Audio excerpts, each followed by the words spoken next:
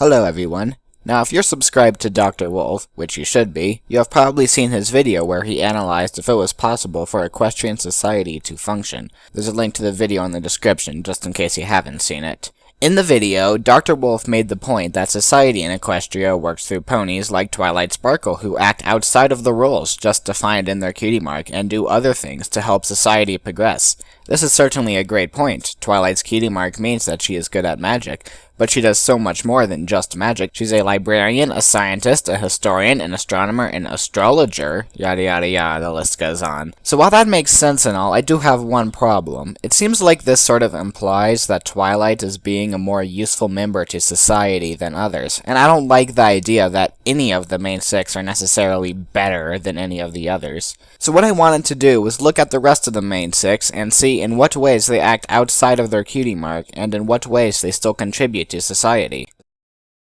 Behind Twilight, Rarity is probably the second best example of acting outside of one's own cutie mark. Her cutie mark represents her love for fashion, but Rarity is also a small business owner and has many connections with the Canterlot elite. This brings me to a point that Whammy Analysis brought up in the comments of Dr. Wolf's video. A lot of ponies have secondary talents that are necessary for them to have in order to pursue the talents defined in their cutie mark. In the case of Rarity, in order for her to pursue her talents in fashion, she also had to develop a keen business sense and connections with the upper class. And owning a business is certainly an important role in society, so for Rarity, acting outside of a cutie mark? Check. Important role in society?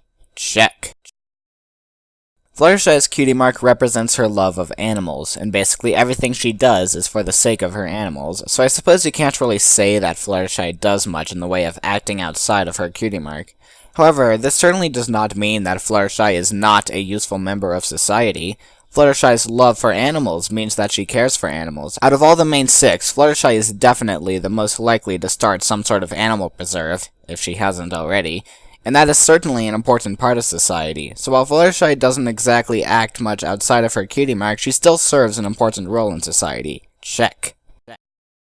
Rainbow Dash's cutie mark represents her speed, or love of winning, or something. Her cutie mark had always been kind of vague. Nonetheless, it's very closely related to her desire to join the Wonderbolts, and that's exactly what I'm looking at today. On the surface, Rainbow Dash wanting to join the Wonderbolts seems sort of self-serving. It doesn't seem to have any secondary talents associated with it, and it also isn't helping society, but that's not really the case. Being a Wonderbolt is about more than just being fast, and Rainbow Dash understands that. You also have to have guts and good spirit. This is sort of touched on in Hurricane Fluttershy, but even more so in The Mysterious Ne'er-Do-Well. Whether you liked that episode or not, you can't deny Rainbow Dash is a hero, and while she might not have had the best attitude about it, she saved a number of lives in that episode, and if that isn't helping society, then I don't know what is. Check.